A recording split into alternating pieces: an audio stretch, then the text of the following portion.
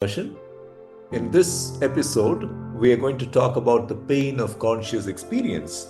And we have with us a very eminent neuropsychiatrist and researcher from the National Institute of Neurology and Neurosurgery in Mexico, Dr. Jesús Ramírez Bermúdez. Welcome, Dr. Jesús, and thank you for joining us on the podcast. Would you like to tell us a little bit about yourself? Yes, thank you very much, Dr. Krish. And about myself, I am a clinical neuropsychiatrist working in the National Institute of Neurology in Mexico, working with the scientific problems and the clinical realities. I also found out that these perplexing cases would motivate me to make a reflection on it. So this kind of personal reflections led sometimes to literary work on one hand, and also to an interest for the history and philosophy of our own disciplines. So broadly, that is my kind of work. In your own experience, have you had got to a point where the objective data that you're beginning to encounter requires you to reevaluate the subjective interpretation that you've been working with the patient? Could you elaborate a little bit more, or put an example so I can understand better the question? Oh yes. So when we work with someone and we're listening to their story, their narration of painful conscious experience, and we are developing this clinical picture of them in our heads, that this is what is wrong with this, or this is where they are, this is why they're having problems. But then you might get an objective piece of data, like for example an autoimmune result or a imaging result, which kind of seems contradictory or different to what you've been working with all along. So has that happened to you? How do you rationalize that? How do you work through that conflict or challenge? Because we often share with patients our perspectives. So for example, if we have shared some psychodynamic perspectives and we are working on that, and then now here we have suddenly a piece of data which is at odds with that perspective that we've been working on. Yes, it's a great question. Because, of course, I use the resources of psychological formulation, through the resources of psychotherapy and so on. But I remember now a case that aligns with your question, in which this was a woman, a female doctor, who was very problematic in her own workplace. She had this kind of emotional dysregulation, was seen by her colleagues as being a case of borderline personality disorder, with a lot of these mechanisms of high idealization and then devaluation and emotional conflict and so on.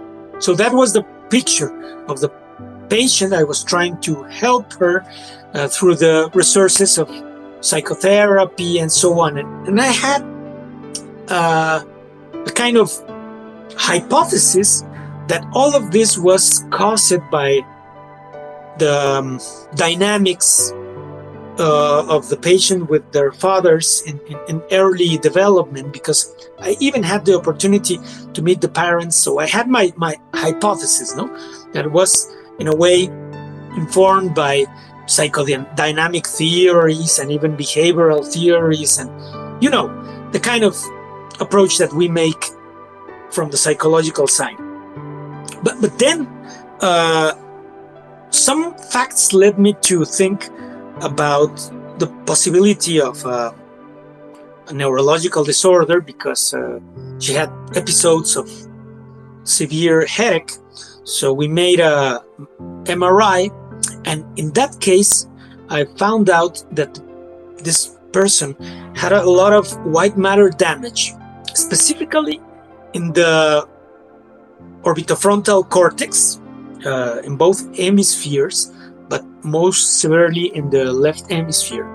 And so we didn't have a precise etiological explanation for those lesions, but they were located in a very strategic way to explain these problems with emotional dysregulation and so on.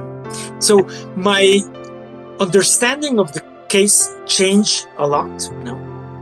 Now I still regarded the psychological explanation as valuable, but I could not ignore the facts that were brought by the magnetic resonance imaging. So now the functional explanation would need to use these resources as well. And I wonder, because I was not in her own workplace, right? I only interacted with her.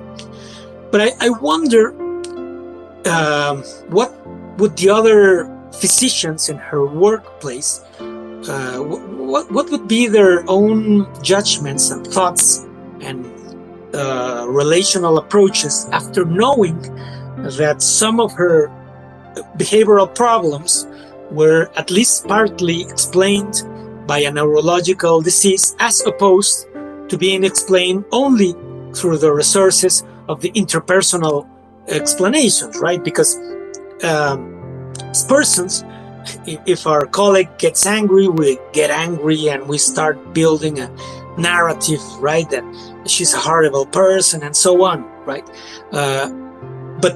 But if there is a neurological explanation, perhaps the interpersonal approach changes, at least for some of her colleagues. But I don't have an answer to that. I can only think that kind of problem leads us to approach the nuances of free will and so on, right? Absolutely. And I think that's very well put, because in a sense, when we see a structural problem, the MRI finding, for example, we suddenly develop empathy to what the person is going through. But the lived experience is a painful one, no matter what's causing it. And of course, we both know that just because you can't see something structural doesn't mean a problem that explains it from a functional neuroscience perspective does not exist. And this is also something that even we have to persuade ourselves as clinicians to remember.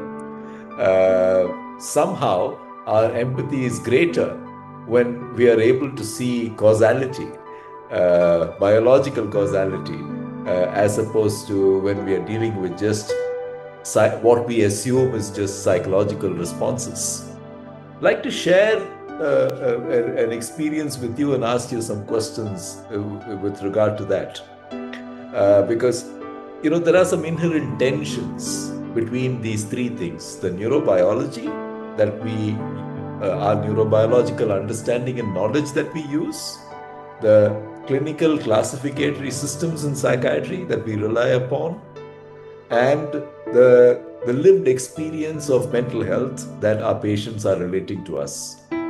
And very often we have difficulty in bringing these three things together in a number of situations. So I have this person who I started working with 21 years ago. And I have spoken to her on average about once in 15 days for 21 years. And I've spent time trying to understand why this extraordinarily intelligent, very sharp, very intelligent young woman has so much difficulty with relationships, why she is so hypersensitive, why she is so hyper emotional, and why her expectations of people and of relationships and of situations is so often off the charts that she gets hurt. So this is something I've kind of tried to get my head around for years and years. And of course, when other clinicians have been involved, terms like borderline personality disorder and various other categories have been proposed, but I never could persuade myself that the person actually fitted well into any category. Now, my own understanding and experience of neurodiversity has grown in the last few years. And it was only maybe a couple of years ago that the penny dropped that I'm actually dealing with someone who's a very high functioning neurodivergent individual, in whom hyper-emotionality, hyper-linguistic communication, hypersensitivity, focusing on certain very specific things are the norm. And this, of course, has greatly influenced the way I was thinking about the person. So I want to pick your brain on this, that how do we resolve these imbalances when we work with people? When neurobiology, clinical classification, and lived experience don't seem to match with one another.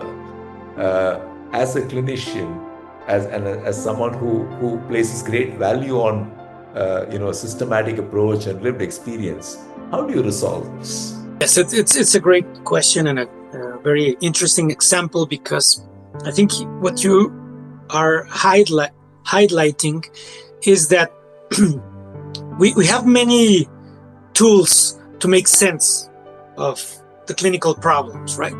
We use the resources of empathy and intersubjectivity and interpersonal resources. We use the tools of rationality, rational communication, dialogue, and so on. We use the resources of taxonomy, the resources of neurobiology, the resources of behavioral psychology, and so on. And most of the times, all of these different tools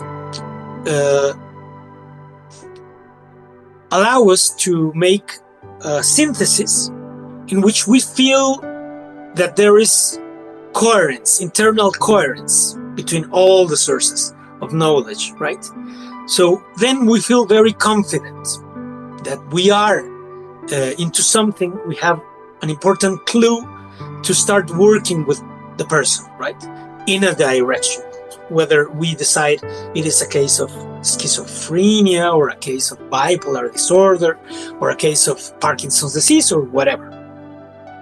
So we feel this internal coherence, this logical coherence between all the sources.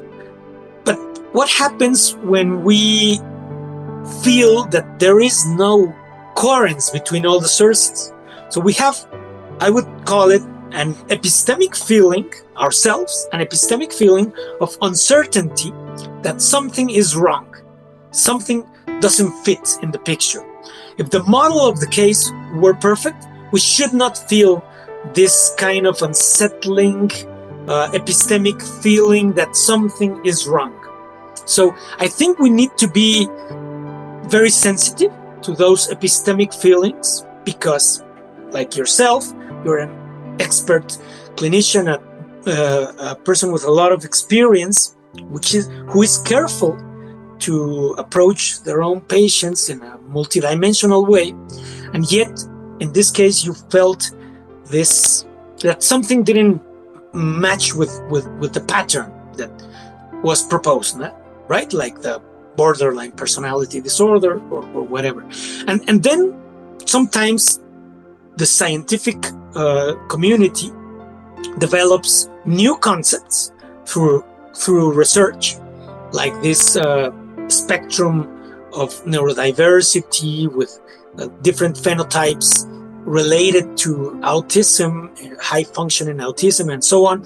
And perhaps that knowledge, that information improves your model and then allows you for a new approach, whether it's psychotherapeutic or pharmacological or a different kind of approach.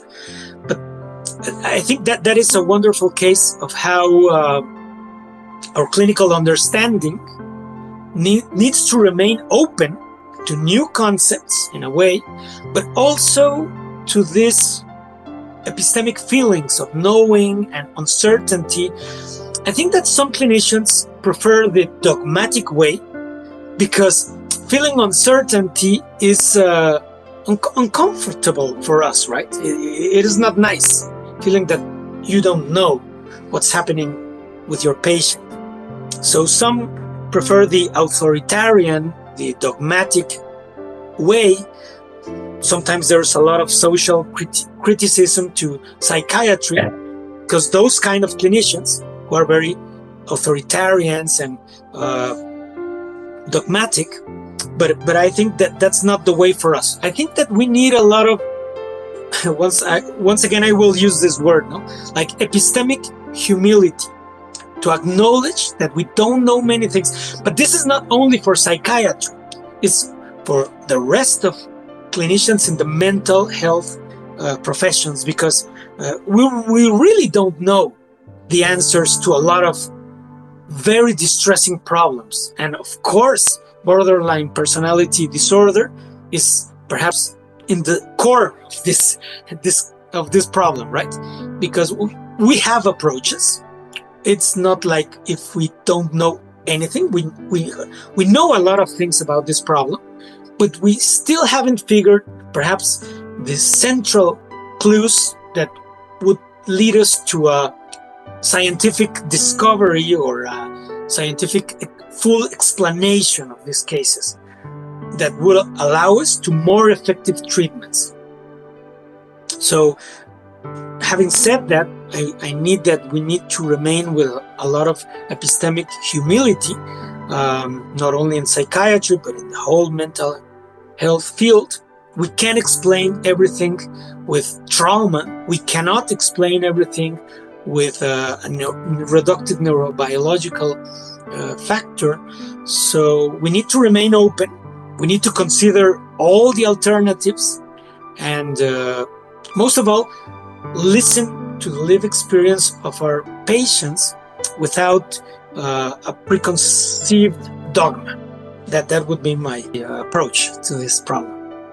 Thanks a lot, Dr. Krish, for these questions. I really enjoyed this conversation with you. Thank you so much. I mean, you're bringing so much light into the entire thought process. I have two questions which are kind of relevant for young professionals working in mental health. The first is there such a thing as epistemic blindness, or being epistemically agnostic? And how do you prevent that? Because I mean, everyone needs to learn not to ignore a very important aspect of lived experience, narrative experience, and the synthesis that we need to absorb from there when we think about our patients. So that's my first question. And my second question is, people are working with limited periods of time. It's a huge problem. So how do you integrate this kind of work into your practice within the constraints of time? Because I'm sure you have a busy practice, and time is finite. So and young people, that's a huge concern. When they work in mental health, it's a huge concern as well. So yeah. No, I totally agree. So first, I think that if we acknowledge that we have blind spots in our own approaches, that can lead us to prevent this kind of epistemic blindness by working with a team, right? That's what I usually do, teamwork, right? Because I cannot see my own blind spot. I need somebody else to see it. So I think that building teams in clinical practice is essential. And the other point would be a larger concern that has to do with scientific discovery. For instance, the problem of anti-NMDA receptor antibodies, we were epistemically blind to that problem years ago because there hadn't been the discovery. But the problem was that we had some dogmatic approaches to those cases. So some clinician would tell me, this is a viral encephalitis, period. And I would say, but we didn't find the virus. Doesn't matter. It's a viral illness. And other clinicians would say it is a case of primary psychiatric disorder, period. But why? If it doesn't make sense, etc. So I think that scientific discovery will prove us wrong in many cases, but we need to acknowledge that we have limits in our knowledge. We need to have that sense of metacognitive acknowledgement of our own errors, our own blind spots. I think that teamwork can prevent, at least partially. But the other approach would be acknowledging what I don't know and explicitly reflecting on it, making a analysis of those regions of uncertainty, because it can lead us to scientific discovery, or at least it can lead us to a reflection in a positive way, right? Instead of choosing the dogmatic and the path of the authoritarian clinician, right? Absolutely. The other thing I'm thinking about is that we get into this challenge of, for most of us, it's the context in which the narrative experience is presented to us is the pathway that we go down very often. So if someone, for example, does not bring to our attention any biological causality reasons at all, and is talking largely about lived experience, our time is spent trying to make psychological and psychodynamic interpretations. So I have, for example, people who present with FND, functional neurological disorder, and they are talking about a number of symptoms. And then at some point in time, and they neglect, for example, to mention that all this started after a bout of COVID-19. So in a sense, you're spending a lot of time thinking about psychosomatic symptoms, psychosomatic interpretations, and so on, and you're not thinking biological at all at that stage. And it takes a critical piece of information for you to then start thinking biologically. So, in clinical practice, I completely agree with you that multidisciplinary work helps a lot, because what you fail to pick up, someone else will, and what they fail to pick up, you will, and you in a good team, you complement each other. So I completely endorse multidisciplinary assessments and a multidisciplinary work as a way forward. We do it all the time. It's very much part of the kind of work we do in Buddhi Clinic. But at the same time, the narrative can blind us to biological causality sometimes. And how do you sort of, make sure you don't get into this trap of meaning that we are being drawn in? Exactly. In our own paper, we discussed this problem of the trap of meaning that was being conceptualized by Dr. Kenneth Kendler in a former paper. So I think we need to be cautious and aware of that possibility, because narratives are very powerful in the sense that they make us feel confident that we already understand the problems, right? The cognitive process of narratives provides sort of rational closure in which we think that we already understand the reasons and the motives, and sometimes we can even broaden our understanding to include in this narrative framework some symptoms or some processes that perhaps don't fit there. In the case of, for instance, of long COVID, some patients will have episodes of dysautonomic problems, right? Like syncope, for instance, and others. And we still will try to make psychodynamic narratives or what could be the unconscious motives for that kind of symptom, when perhaps there is a completely different explanation and treatment underway. So narratives are very powerful, they are very helpful, but they can lead us to the trap of meaning. So that's why I think that we always need to keep our critical thought open and working. So a bit of uncertainty is helpful for me in clinical practice, because when I feel excessively confident, I will usually make more mistakes. Absolutely, I couldn't agree more. You also talk about anosognosia, where patients lack awareness of their illness. And, how does a trans-epistemic approach guide clinicians in dealing with this particular problem when the patient lacks awareness or is in denial of their own illness? Exactly.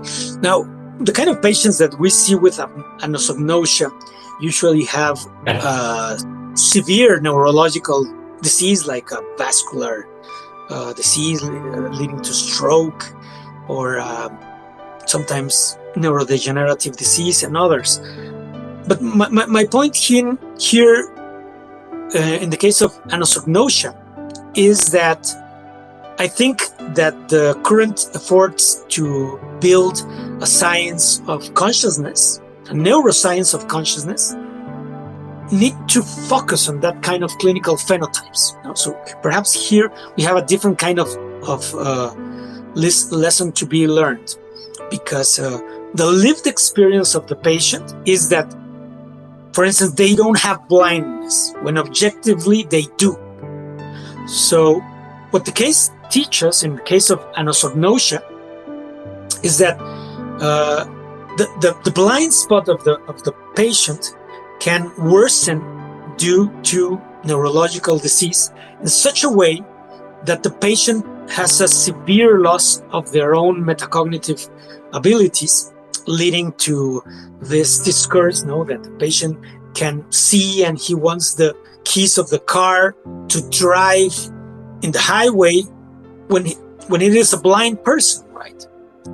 What can we learn from it? Well, I think that we can learn a lot, and I wish that researchers, neuroscientists, neuropsychologists, and so on, that are nowadays working in the scientific approach to consciousness, try to explain these problems, right? Because this is people in distress, these are families in distress, and we need to provide a two-way approach from the clinical practice to the scientific models, and from the scientific models to the clinical practice. Sometimes I see some kind of divorce between basic neuroscience and clinical neuroscience. So I wish that we bring them together.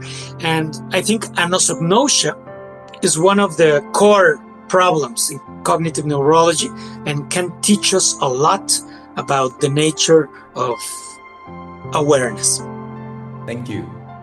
You've talked a lot about the painful nature of conscious experience. How can this be integrated into mental health policy and how we work on the larger scale of things? Well, perhaps the problem of suicide would be one point of departure, right? In the sense that, what I mean is that the problem of suicide, if one looks at the epidemiology of suicide, the public health aspect of it, is a way to have a diagnosis of the public mental health resources and the problems leading to mental health problems in a specific community. But of course, counting the number of suicides is already too late, right? It's already too late. So we need like a different kind of measurement, a different kind of tool to prevent that. So acknowledging the phenomenological dimension would be key in my approach to preventing those long-term outcomes or fatal outcomes like suicide, but also perhaps the relationship between this distressing mental states and the lack of social functionality, disability, and so on. So what I would argue is that we need a shift in medicine, most of all, towards a larger acknowledgement of subjective experience, lived experience, in the context of medicine. And at the same time, I would say that mental health professionals who are usually aware of this phenomenological experience need to pay attention to the other side, the objective side of it, the neurobiological dimension, the physiological dimension. So, because nowadays I think there is a divorce between this, right? So we have approaches that only focus on lived experience and trauma and so on, and on the other side we have only reductive approaches. So we need to bring them together. That would be my message. Thank you. My last question. There's often a dissonance between how we conceptualize the problem the person is going through and how the person conceptualizes it themselves. And of course, especially in mental health, people kind of latch on to things that you say and may sometimes pay disproportionate value to even something that you say in passing. How does one ensure that one protects the patient and ourselves from such dissonance being expressed? And how do you ensure that when you work with people, how do you ensure that you don't inadvertently put a thought into their mind which is dissonant from what they themselves are conceptualizing? Exactly. So if I understand you correctly, sometimes the clinician has an explanation of the case, with the resources of a taxonomy or a neurobiological fact or a clinical concept. And at the same time, the patient has a different experience coming from their own history and insights and introspections and their conversations with popular culture and so on. So how do we bring them together without silencing, in a way, the lived experience of the patient, without artificially solving a conflict that is still there?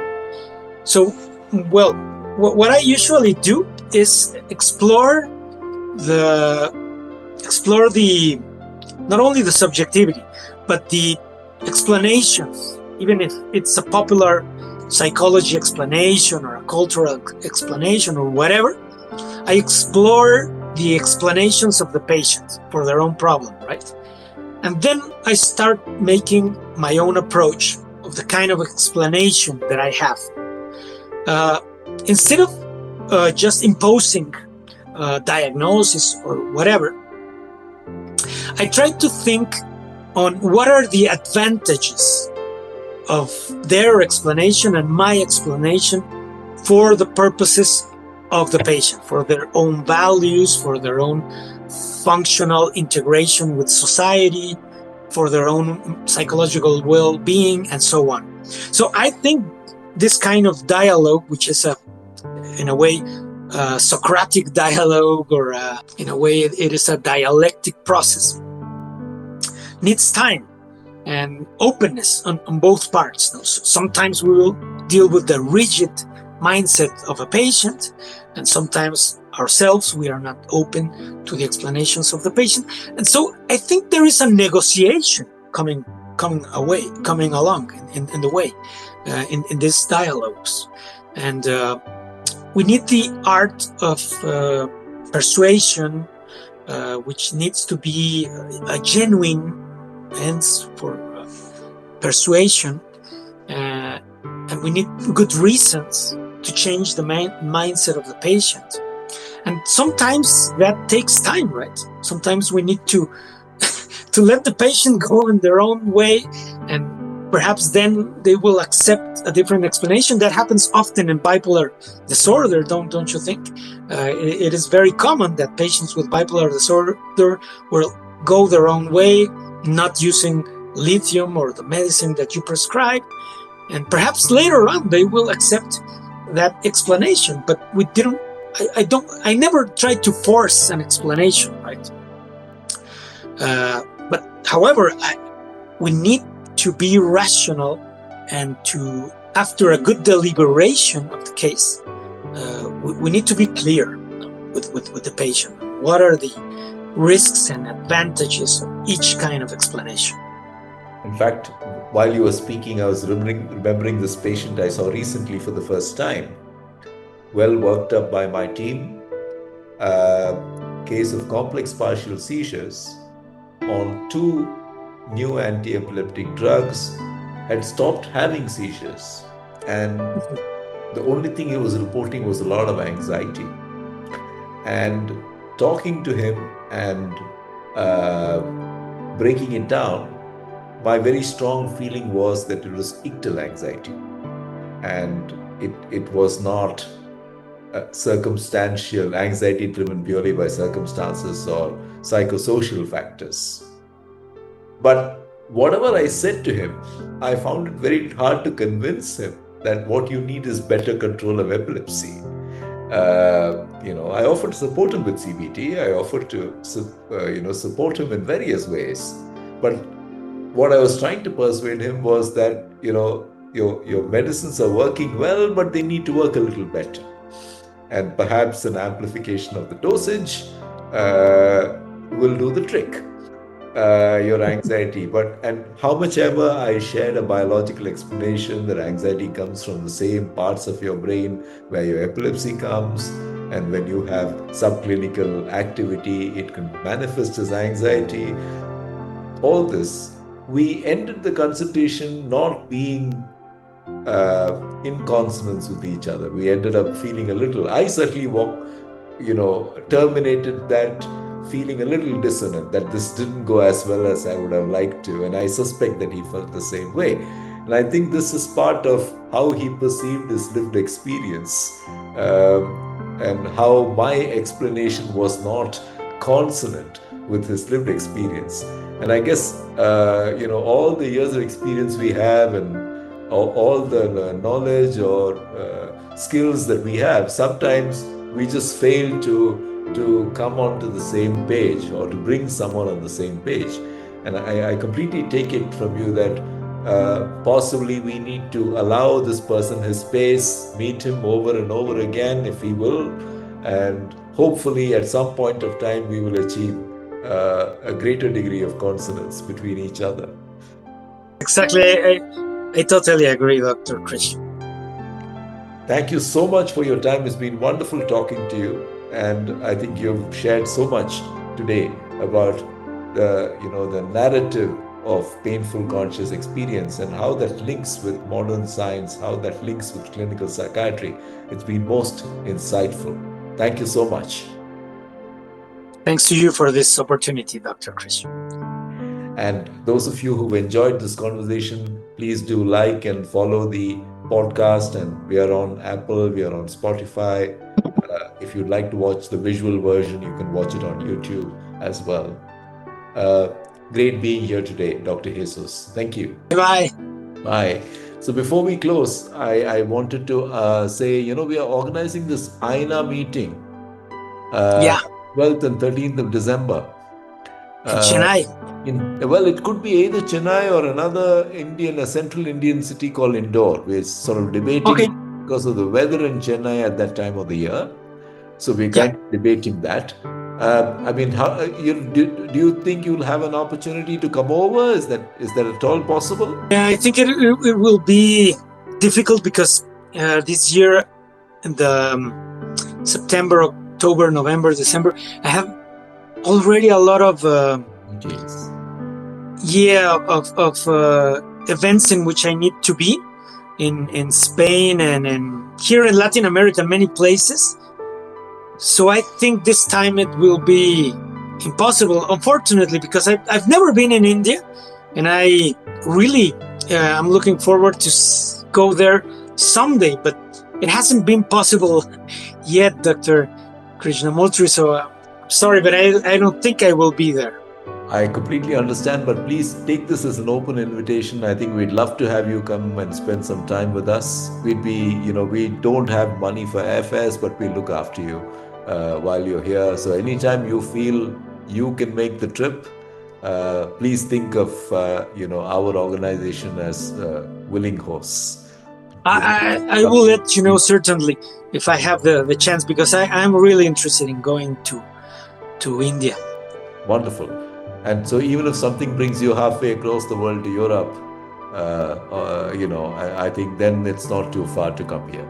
So yeah, you're right. It's a very far away, very far distance. I understand that completely. Yeah. Well, Dr. Krish, it's been a pleasure.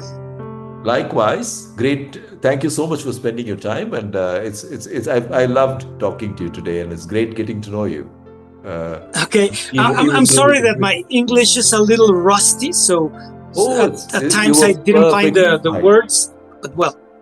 Well, that was not visible to us, so you were perfectly fine. We didn't know you had any difficulty at all. So. Okay.